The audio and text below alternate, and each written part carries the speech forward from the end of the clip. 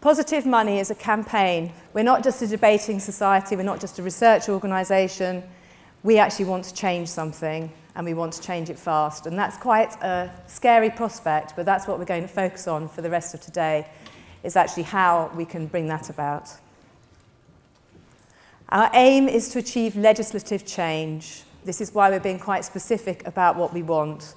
At the time of the last Great Recession, there were people talking about very similar things to what we're talking about now. And mainstream economists were behind that, and then it all got derailed and watered down. And if we look at what happened after the 2008 crisis, everyone said, you know, big banks must never be allowed to fail again. We've got to split them up, cut them into pieces. And what's happening now is so watered down. It would be very easy for what we're asking for to be watered down unless we're very clear about what it is we're asking for. And we are up against enormous vested interest. I don't really need to say any more about that. So how do we achieve legislative change?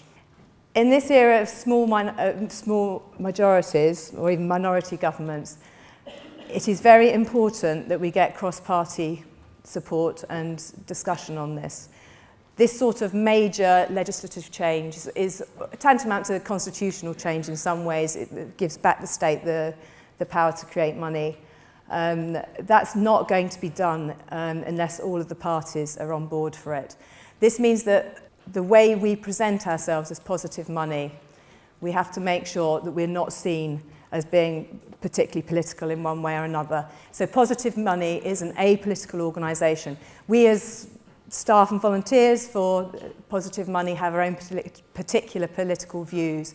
But the point of what we're saying is that actually for anybody's political views, or for any party to be able to operate in a democratic way and do what they want to do, you need to change the money system. You need to take the power back away from the banks. We will need respected and established experts to back up our arguments, and that's something that the work that Ben and Drew have been doing over the last couple of years has really been about laying the groundwork, getting the facts right, getting the evidence, getting some experts on board, getting people to accept that our analysis of the problem is correct. We need to be careful that there's nobody in the wings waiting to rubbish what we say, that we've got an understanding of all the different arguments and that we've got a response to those arguments.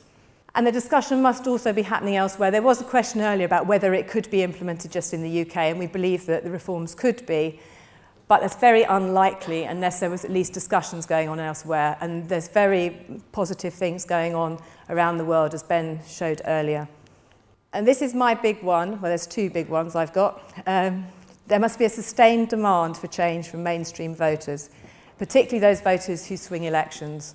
The politicians at the time of the next election will listen to the sort of people who vote and who tend to change the outcome of elections. And so we need to reach those people and get them to understand the need for change and to demand that change. The media will play a big part of that. Until the media are using the messages and it becomes mainstream language, this is going to be a very tall order. But that, I think, is why I'm going to focus so much attention on to try and getting the messages and then the vehicles to get the messages over. Absolutely right. And I think the other big audience for us is the business community.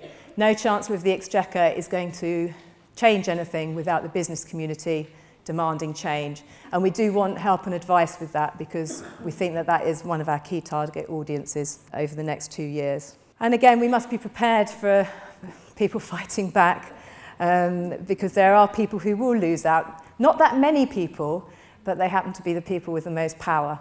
And so we need to be quite savvy about this. We need to be prepared with our responses. And we need lots and lots of people. We don't have lots of money, but what we need is lots of people demanding change. So just to summarise who our key audiences are, there are a lot of them. And this is one of the reasons why we need to make sure we've got different messages for different audiences and also different levels of understanding and interest. Funding. We are a very small organisation. This is how our funding has grown over the last 3 years. You can see we've doubled in size in terms of our income, rather like the money supply has. Not quite on the same level. So that's fantastic. That is fantastic. And our money comes from It comes mostly from donations from individuals, and in fact that has gone up to around about 50% now. We also get some grants from some trusts. It's the Network for Social Change, the RH Southern Trust and the James Gibbs Stewart Trust are very generous to us, and they give us regular donations for which we are extremely grateful.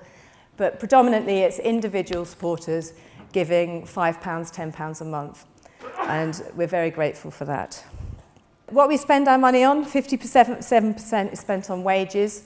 We are a very small team and we don't pay ourselves very much because we believe that we needed to have a larger team rather than pay a couple of people a lot of money.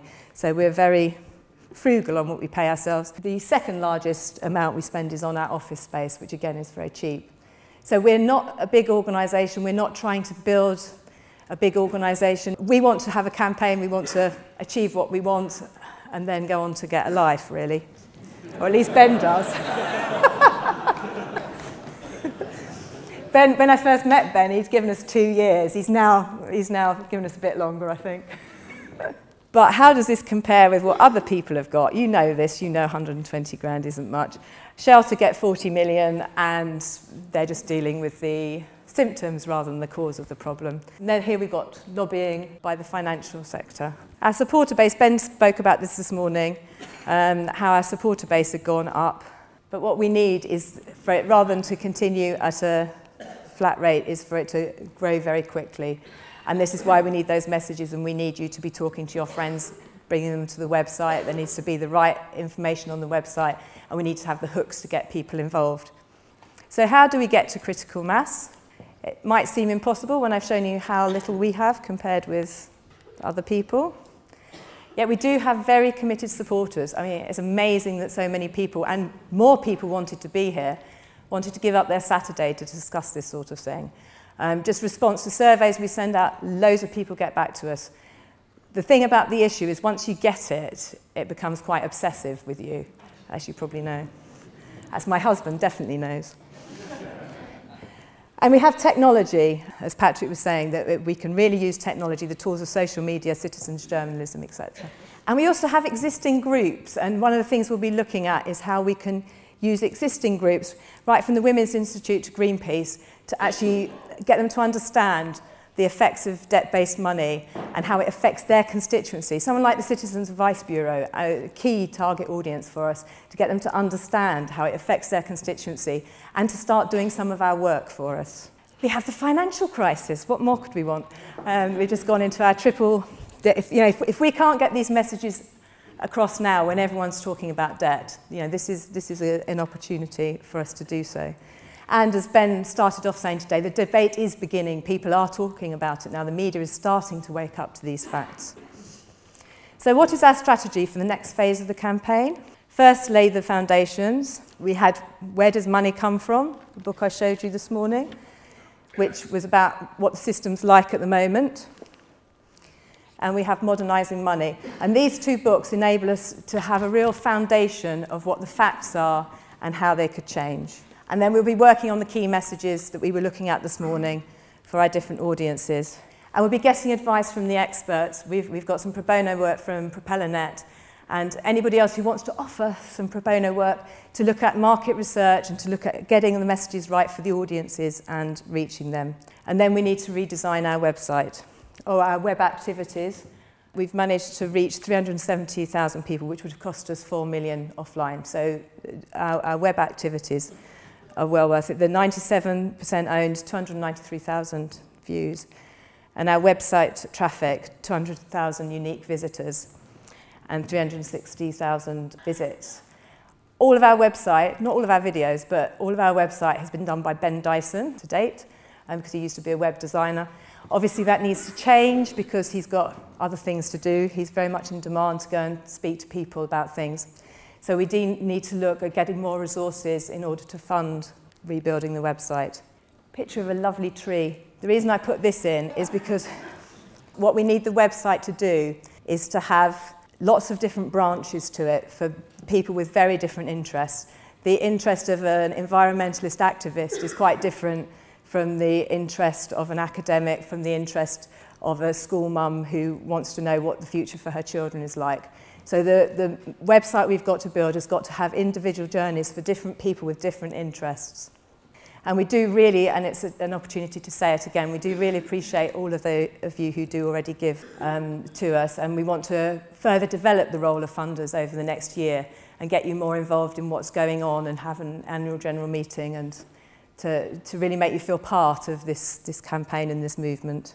What we really do have is supporters, and what we really need to do is work out how to involve you. Lots of people do stuff already. We've had lots of local meetouts and presentations.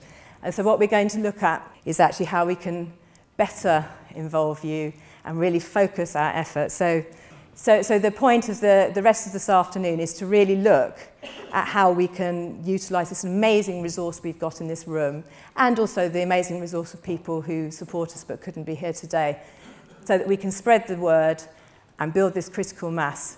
Our aim is that by the time of the next election in 2015, that debt-based money is on the agenda, that people are talking about it and people know what the hell it is.